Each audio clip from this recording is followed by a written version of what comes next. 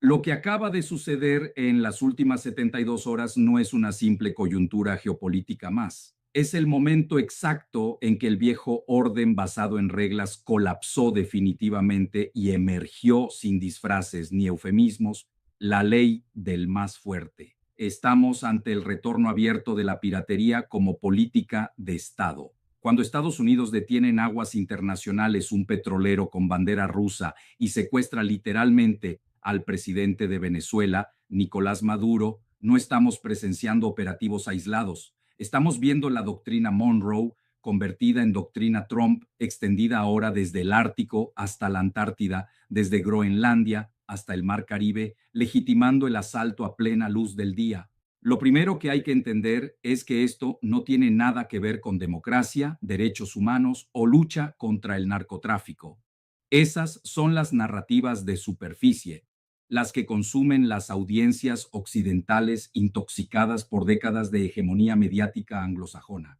El verdadero tablero se juega en otra dimensión. Venezuela posee las mayores reservas probadas de petróleo del planeta. Posee oro en cantidades estratosféricas. Posee tierras raras, esas que hoy definen quién controla la tecnología del siglo XXI, y posee algo aún más peligroso para Washington: alianzas consolidadas con Rusia, China e Irán. Esa es la ecuación real. Maduro no cayó por corrupto, cayó porque se paró del lado equivocado del nuevo tablero tripolar. Hay que decirlo sin rodeos. El operativo contra el petrolero ruso cerca de Islandia fue un acto de guerra no declarada. Fue un mensaje directo al Kremlin en plena Navidad ortodoxa, justo cuando Putin celebraba con su pueblo. No fue casualidad, nunca es casualidad. Ese buque, oxidado y vacío, según los propios reportes, acababa de cambiar de bandera. Venía del Mar Rojo, había pasado por Venezuela, estaba siendo rastreado por inteligencia británica, estadounidense e israelí. Lo abordaron en aguas cercanas a Groenlandia, esa misma Groenlandia que Trump quiere anexar como parte de su nueva geografía imperial. Ven la conectividad, todo está enlazado: el Ártico, el petróleo venezolano, las rutas energéticas rusas, la presión sobre China. Es una guerra multidimensional donde cada jugada tiene 5 lecturas simultáneas. Ahora bien, ¿qué hizo Rusia? Nada espectacular en apariencia. Putin habló con calma, advirtió sobre reciprocidad, pero no lanzó misiles. ¿Por qué? Porque Rusia ya aprendió la lección que Occidente nunca entendió. La paciencia estratégica vence al maximalismo histérico. Moscú sabe que Washington está quebrado financieramente, con una deuda de 38 billones de dólares, con inflación incoercible, con una fractura interna que amenaza con explotar en las elecciones intermedias de noviembre. Rusia sabe que no necesita ir a una guerra nuclear por un barco chatarra. Rusia sabe que el tiempo juega a su favor porque mientras Trump agota su capital político en aventuras imperiales, Rusia consolida Ucrania, fortalece su eje con China y observa cómo Europa se desmorona sola. Y ahí entramos al verdadero nudo gordiano de este asunto: China. Bing no dijo mucho públicamente, pero sus movimientos hablan más que 1000 comunicados.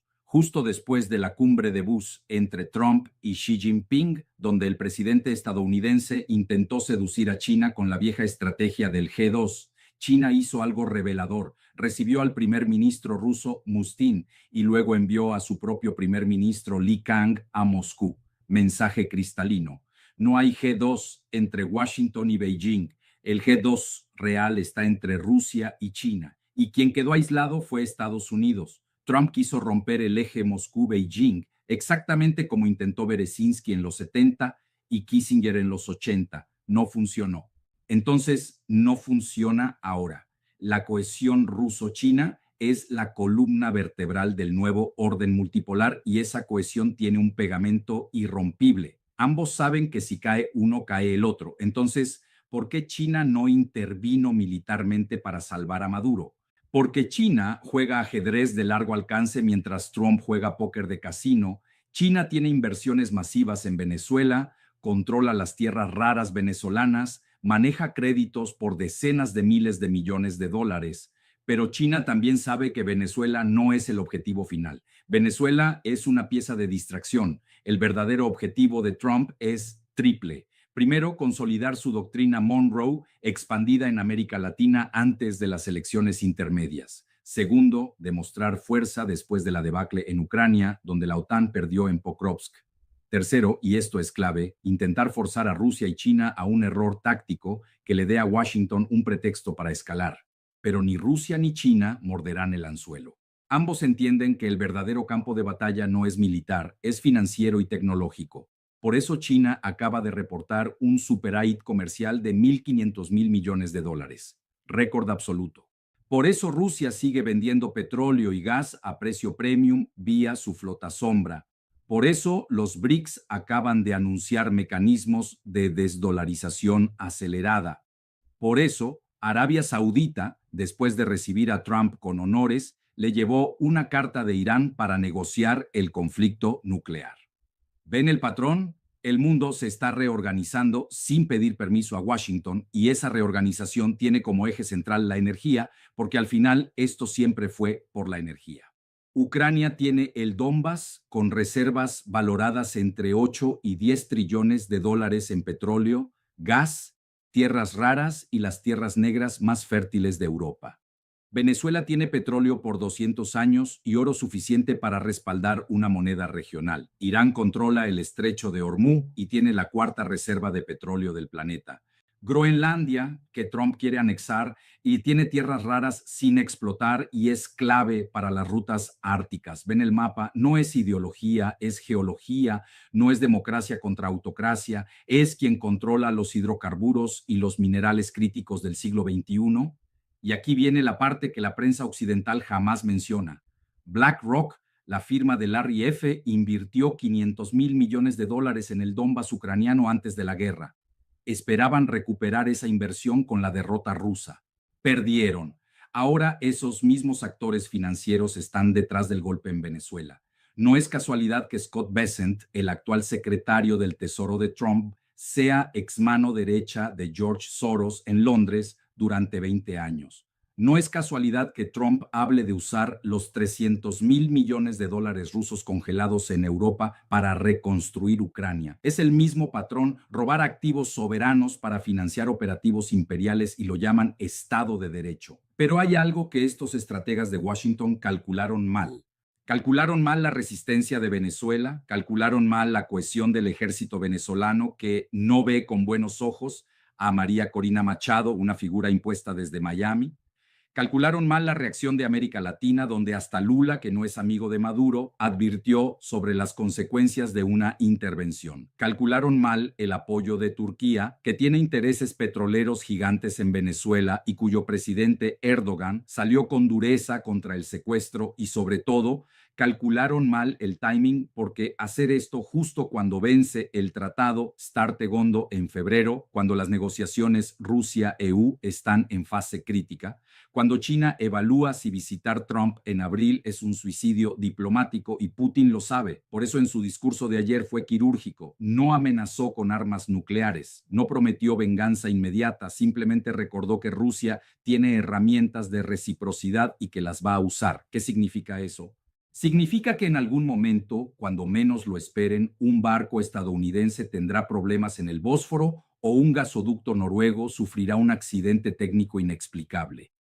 O las elecciones intermedias en Estados Unidos tendrán filtraciones masivas de documentos comprometedores. O Israel, tan dependiente de la inteligencia compartida con Rusia en Siria, se encontrará repentinamente ciego ante los movimientos de Hezbollah. La venganza rusa es un plato que se sirve frío y Putin tiene paciencia de ajedrecista siberiano. Mientras tanto, China observa, calcula y posiciona sus piezas. Beijing acaba de lanzar su tercer portaaviones, el Fuhan, con tecnología de catapulta electromagnética equivalente al Gerald Ford estadounidense. China acaba de anunciar que duplicará su arsenal nuclear en los próximos 5 años. China acaba de firmar acuerdos energéticos con Rusia por los próximos 30 años.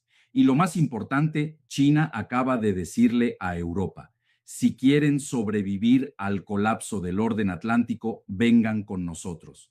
Y Europa está escuchando porque Europa está congelada, desindustrializada y harta de ser el vasallo obediente de Washington. Esa es la gran ironía de este momento. Trump cree que está consolidando un imperio. En realidad está acelerando su desintegración porque cada barco ruso que detiene empuja a Moscú más cerca de Beijing. Cada presidente latinoamericano que derroca empuja a la región más cerca de los BRICS. Cada amenaza contra Irán empuja a Medio Oriente hacia el eje Rusia, China, Turquía, Pakistán, y cada dólar que congela en los bancos europeos acelera la desdolarización. Es la paradoja perfecta del poder imperial en decadencia. Mientras más fuerza usa, más rápido colapsa. Y Venezuela es el símbolo perfecto de esa paradoja. Estados Unidos logró secuestrar a Maduro, logró instalar una figura de transición, logró demostrar músculo militar en el Caribe. Pero, ¿a qué costo? Al costo de confirmar ante el mundo entero que ya no existen reglas internacionales, al costo de mostrar que el derecho marítimo es papel mojado, si no tienes un portaaviones que lo respalde, al costo de revelar que la ONU, la OEA, la Corte Penal Internacional, todo ese andamiaje institucional creado después de 1945 es absolutamente irrelevante cuando Washington decide actuar unilateralmente. Y ese es un precedente letal, porque si Estados Unidos puede hacer eso hoy en Venezuela, Rusia puede hacerlo mañana en los Bálticos, China puede hacerlo en Taiwán, Turquía puede hacerlo en el Egeo. Entramos oficialmente a la era de la selva geopolítica global, y en esa selva América Latina es la gran perdedora porque la doctrina Monroe del siglo XIX se convirtió en el corolario Trump del siglo XXI. Y ese corolario dice: desde Groenlandia hasta la Antártida todo es zona de influencia exclusiva estadounidense. México tiembla, Colombia calcula, Brasil negocia, Argentina ya se entregó, Chile está atrapado y toda la región entiende que o se someten a Washington o se alinean con los BRICS. No hay tercera vía. El no alineamiento murió. La multipolaridad llegó, pero llegó con tanques, drones y bloqueos financieros. Por eso, cuando Putin dice que aceptaría negociar en los términos que Trump planteó en Anchorage, no está mostrando debilidad, está mostrando maestría, porque Putin sabe que Trump necesita un triunfo de política exterior antes de noviembre. Putin sabe que Trump está fracturado internamente con el escándalo Epstein, con el alcalde Mamdani en Nueva York, con la base MAGA dividida entre nacionalistas cristianos y sionistas. Putin sabe que la Reserva Federal está en guerra abierta con la Casa Blanca por el tema de las tasas de interés. Putin sabe que Trump puso un tope a las tarjetas de crédito como medida electorera desesperada, y Putin sabe que todo eso significa que Washington está vulnerable. Entonces le ofrece a Trump una salida digna en Ucrania, sabiendo que Trump la va a tomar porque Trump necesita cambiar la narrativa. Pero esa negociación tendrá un precio, y el precio será reconocer la nueva realidad tripolar. Rusia consolidará Ucrania Oriental, China consolidará su influencia en el Pacífico y Estados Unidos consolidará América Latina. Pero a cambio de aceptar que Eurasia ya no es su patio trasero, ese es el nuevo equilibrio, y Venezuela es el peaje que América Latina paga para que ese equilibrio se establezca. Cruel, injusto, brutal, pero así funciona la geopolítica cuando los imperios colapsan, no con declaraciones grandilocuentes, sino con sangre, petróleo y pactos secretos entre potencias nucleares. Entonces, ¿qué viene ahora? 3 escenarios. Escenario 1, Trump logra imponer un gobierno títere en Venezuela. Extrae el petróleo durante 2 años. Pierde las elecciones intermedias y todo se revierte en 2027 cuando el péndulo político estadounidense vuelva a girar. Escenario 2. El ejército venezolano se rebela contra la imposición de Machado. Estalla una guerra civil sangrienta y la región entera se desestabiliza, beneficiando paradójicamente a Rusia y China, que aparecen como mediadores. Escenario 3, el más peligroso. Irán, viendo lo que le pasó a Venezuela, decide acelerar su programa nuclear. Arabia Saudita se arma, Pakistán interviene e Israel lanza ataques preventivos, desencadenando el conflicto regional que todos temen. Cualquiera de esos escenarios implica años de caos. y en ese caos, tres actores saldrán fortalecidos. Rusia, porque consolidó su frontera occidental y su industria militar, es ahora la más avanzada del planeta. China, porque aprovechó el desorden para expandir la ruta de la seda sin resistencia occidental, y los BRICS, porque cada crisis del dólar es un empujón más hacia su sistema financiero alternativo. Los perdedores serán Europa atrapada entre un Estados Unidos errático y una Rusia que ya no la necesita, y América Latina convertida nuevamente en campo de batalla de intereses ajenos, porque al final eso es lo que nunca cambia. América Latina siempre paga los platos rotos de las guerras imperiales. Pagamos en los 50 con las dictaduras anticomunistas, pagamos en los 80 con la deuda externa, pagamos en los 90 con el neoliberalismo y ahora pagamos con Venezuela, que será descuartizada, saqueada y abandonada cuando ya no sirva a los intereses de Washington. Y lo más doloroso es que una parte de nuestra propia clase política aplaude porque todavía cree en el sueño americano, ese sueño que murió hace décadas, pero cuyo fantasma sigue hipnotizando a las élites entreguistas del continente. Putin no dijo nada de esto ayer, no lo necesitaba, simplemente sonrió con esa sonrisa sarcástica que tiene cuando sabe que el adversario cometió un error fatal. Y el error fatal de Trump fue creer que podía repetir la jugada de Reagan con la Unión Soviética. Pero hay una diferencia crucial. La Unión Soviética estaba quebrada económicamente y aislada geopolíticamente. Rusia hoy tiene superávit fiscal, exporta energía a medio mundo, tiene alianza estratégica con China e India y posee la panoplia militar más avanzada del planeta. No es el mismo oponente y Trump acaba de descubrirlo de la peor manera. Ahora, la pregunta que nadie quiere formular, pero todos deberían hacerse es esta. ¿Qué pasa cuando Rusia decida que ya no le interesa negociar con un imperio en bancarrota que viola sistemáticamente todos los acuerdos? ¿Qué pasa cuando China concluya que es más rentable dejar que Estados Unidos se hunda solo en el pantano latinoamericano mientras Beijing consolida Asia y África? ¿Qué pasa cuando los países del sur global decidan que prefieren el caos multipolar a la esclavitud unipolar? ¿Estamos listos para ese mundo o seguiremos creyendo que alguien nos va a rescatar, que habrá un plan Marshall para Venezuela, que la comunidad internacional va a reaccionar? La comunidad internacional no existe. Solo existen intereses nacionales disfrazados de valores universales, y esos intereses acaban de mostrar su verdadero rostro en el Caribe. Lo que estamos presenciando no es solo el colapso de Venezuela como Estado soberano, es el ensayo general de lo que viene para toda la región.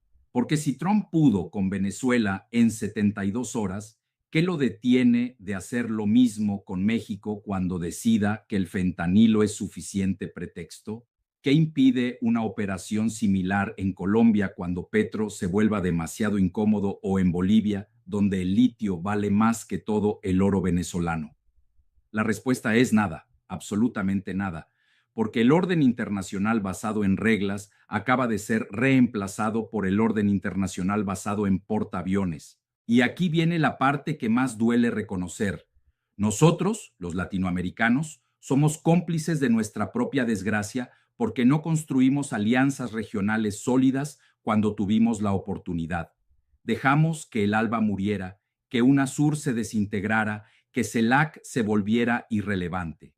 Preferimos mirar hacia Washington o hacia Bruselas en lugar de mirarnos entre nosotros. Y ahora, cuando llega el momento de resistir juntos, cada país negocia por separado su cuota de sometimiento.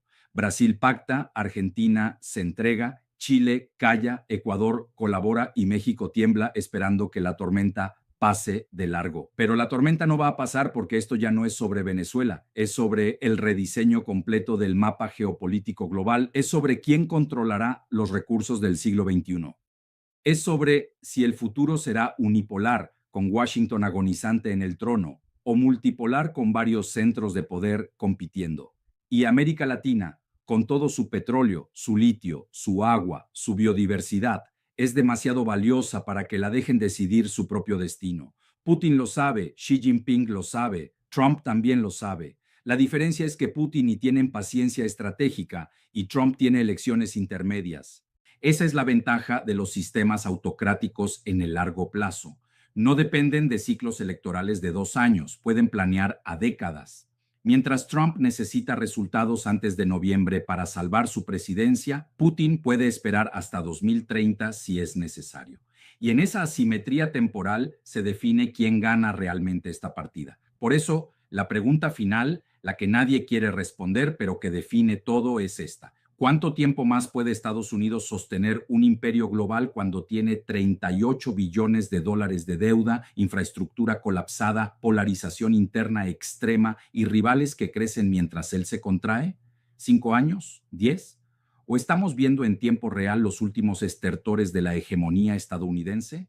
Y Venezuela es solo la primera ficha en caer de un dominó que terminará redibujando el mundo entero. Porque si es lo segundo, entonces lo que viene después del colapso de Venezuela no es la paz, es el caos que precede a todos los grandes reordenamientos históricos.